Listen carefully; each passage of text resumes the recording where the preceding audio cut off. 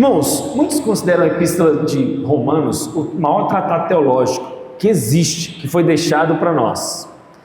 E é interessante que essa epístola que Paulo está escrevendo, ela apresenta a compreensão do Evangelho de Cristo Jesus, de que tanto os judeus quanto os gentios fazem parte de um povo que já foi eleito e escolhido antes da fundação do mundo. E essa eleição é baseada na justiça recebida pela fé em Cristo. Isso é ser eleito. Eleito é você compreender a mensagem do Evangelho, você aceitar essa mensagem do Evangelho e você crer na justiça de Cristo Jesus. Isso é pela fé. E essa obra ela é aplicada por meio do Espírito Santo em nós, de forma bem simples. Você creu, você é salvo, você acreditou nessa palavra de Jesus, então você agora herda o reino de Deus. E como eu falei para vocês no começo, a carta de Romanos é dividida bem basicamente nesses primeiros capítulos, do 1 ao 11, onde Paulo está explicando a doutrina. Agora nós estamos começando o capítulo 12, que está aplicando a doutrina. E nessa aplicação da doutrina, Paulo mostra agora nessa parte que a gente está agora, que é uma segunda parte do capítulo 12, uma aplicação na vida da doutrina do crente, na vida dele. E a gente nota que tanto doutrina quanto prática tem que andar juntos. Você não pode ser um cara só estudioso e não viver. Você não pode buscar viver sem conhecer. Uma coisa está atrelada à outra. Teologia e ética andam juntas. Doutrina e vida andam juntos. Credo e conduta andam juntas. E na teologia paulina, nós precisamos ver uma coisa muito importante que é o chamado de indicativo e imperativo. O que quer dizer isso? Essas duas palavrinhas, indicativo e imperativo. O indicativo aponta para algo que Jesus fez. Olha, indica para a obra da salvação, indica para o que Jesus fez. Então, porque Jesus fez isso por mim, Paulo nos dá um imperativo. Vai, faça isso. Não esqueça disso. Indicativo é uma obra que Jesus fez por nós. Indica o que ele fez. Então, porque Jesus fez isso por você, Paulo nos dá um imperativo: vá e faça aquilo. Isso é muito importante. Isso é o que a gente chama de salvação pela fé e uma vida que mostra que você foi salvo. Olha só a inversão, se a gente fizer a inversão. Se você pensa assim: nossa, eu preciso fazer isso para obter salvação, nossa, eu preciso amar o próximo, nossa, eu preciso dizimar na igreja, nossa, eu preciso, servir a Deus e ao próximo. Se você pega isso para obter a salvação sua é pelas obras. Mas, se você crer no que Jesus fez, na obra da cruz, e por amor a tudo isso você vai e obedece, você está fazendo a coisa certa. Pela fé que você é salvo, mas você demonstra a sua salvação por atitudes práticas, objetivas. Mas é interessante que muito crente não entende isso. Vou dar um exemplo aqui, principalmente dos arminianos. Os arminianos entendem o seguinte: nossa, eu preciso fazer isso para obter salvação. Nossa, hoje parece que eu não estou salvo. Nossa, parece que eu perdi minha salvação. Nossa, se eu não fizer tal coisa eu não vou ser salvo. Entende? E aí ele constantemente, ele está buscando a própria salvação dele. Ele constantemente, na força do braço dele, ele está lutando para ele obter a salvação. Mas qual que é o outro problema dos calvinistas? Eu sou salvo, uma vez salvo para sempre, sou filho, então não preciso fazer nada. Posso viver em desobediência, posso pecar, posso viver uma vida torta. Ele não entendeu que a salvação dele é evidenciada, é mostrada pelas atitudes práticas. Gente, isso é muito sério. Isso aqui é um fundamento que você não pode começar ou continuar a sua vida cristã sem isso. Você precisa entender o que Jesus fez, por amor a Ele, porque Ele te salvou graciosamente, pela fé, pela salvação. Nossa, eu tenho que amar a Deus, eu tenho que obedecer a Deus. Você não obedece, você não ama, você não faz isso para obter a salvação. Mas por que você já foi salvo? Você não pode inverter isso. Se você inverter isso, você não entendeu nada da salvação. Então essa carta, irmãos, que Paulo está escrevendo, ele está convencendo de forma missionária para que a igreja romana apoie a plantação de igrejas do apóstolo Paulo.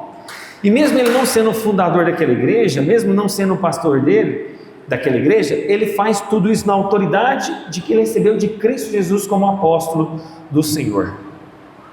E ele começa esse capítulo 12 mostrando e baseando as misericórdias de Deus manifestadas na vida do crente. E por causa dessa misericórdia, a gente tem que oferecer sacrifício vivo. A gente não leu isso na liturgia? Por que você não traz mais um cordeirinho para ser sacrificado aqui? Por que você não traz mais um boi para ser sacrificado aqui? Porque Jesus morreu na cruz e agora você é esse sacrifício vivo. Você está vivo, você está de carne e osso, você não tem vivo. Então você é esse sacrifício que vem aqui para cultuar a Deus. A gente não traz mais cordeiros, nem bodes, nem bois, enfim. E a partir de agora você é esse cordeiro de sacrifício vivo, assim dizer. Você é esse sacrifício vivo que você tem que prestar um culto que é agradável a Deus. E aqui Paulo então está disparando de forma como uma metralhadora mandamentos diretos para o crente. Ele dá ordens diretas do qual eu e você temos que fazer a partir de tudo que Jesus fez por nós. Lembra, os primeiros 11 capítulos é a obra indicativa de Jesus. Agora nós estamos no imperativo. Ordens, ordens e mais ordens. E Paulo está tratando aqui exatamente, irmãos, de crentes e atitudes que eles devem ter. Ele vai fazer isso por todo o capítulo 12. E o imperativo que ele nos mostra aqui é qual? Amor sem hipocrisia. É o primeiro imperativo. Você tem que exercer um amor não hipócrita. E essa é a principal característica da vida cristã, irmãos. Se a gente pudesse resumir a vida cristã, seria o amor a Deus e ao próximo. E esse amor que resume a vida cristã, Paulo vai dizer mais lá na frente, é até mesmo para com os inimigos. É difícil a gente falar isso hoje no mundo de hoje, né? Amar inimigo? Você quer ir lá na internet e trucidar aquela pessoa, você quer ir lá na internet e acabar com a raça dela, você quer, de certa maneira, acabar com a reputação da pessoa. Mas a Bíblia fala para a gente amar até mesmo os nossos inimigos. E essa tríplice forma de amor, que é a Deus, ao próximo e até mesmo os inimigos, pautou a vida da igreja primitiva. E se pautou a igreja primitiva, deve nos pautar. Se a gente for estudar todo o capítulo 12, ele seria mais ou menos o seguinte: olha, o amor a Deus está expressando uma devoção a Ele. O amor aos outros cristãos é demonstrado por uma vida altruísta. E o amor aos inimigos, que estaria do verso 14, 17 a 21, é uma demonstração de que eu não posso retribuir o meu inimigo com maldade. Eu tenho que retribuir o meu inimigo não retaliando ele, mas como? Com atos de bondade. Como que você então ama a Deus? Devoção a Ele. Como que você mostra o amor com o próximo? Amor altruísta. E como você demonstra o amor ao inimigo? Não retaliando, não fazendo maldade para com ele, mas com atos de bondade. Esse tríplice amor é o que a gente vai estudar. E eu não creio que eu vou terminar isso hoje. Para não ficar cansativo, não ficar uma aula muito pesada, vamos trabalhar até onde eu entender aqui que está um bom caminhar. Depois a gente termina domingo que vem. Vamos lá então? Irmãos, o ponto central então da nossa passagem é este amor. E a tese aqui é muito simples: amor sem fingimento, amor com sinceridade. Por quê? A hipocrisia, irmãos, é algo que é uma coisa mascarada. A hipocrisia nada mais é do que você ser um ator. Já viu um ator? Um ator, ele não representa a vida dele. Um ator não representa ele mesmo. Um ator representa algo que ele não é, que ele não vive. E a hipocrisia aqui é exatamente isso. O que era o hipócrita? O hipócrita era naquela época que usava aquelas máscaras naquele teatro. Aquele teatro, então, quando ia haver a representação, ele pegava uma máscara, né, enrijecida, dura, seja ela feliz ou seja ela triste. E para retratar aquele ato cênico, aquela cena teatral, ele trocava de máscara. Então ele pegava aquela máscara enrijecida, dura, que mostrava uma certa fisionomia, seja de triste, seja de alegre, seja de espanto. Paulo está condenando isso aqui. O nosso amor não pode ser fingido. O nosso amor não pode ser hipócrita. O nosso amor não pode ser mascarado. Mas afinal, o que é o amor? O amor é uma decisão? O amor é um sentimento?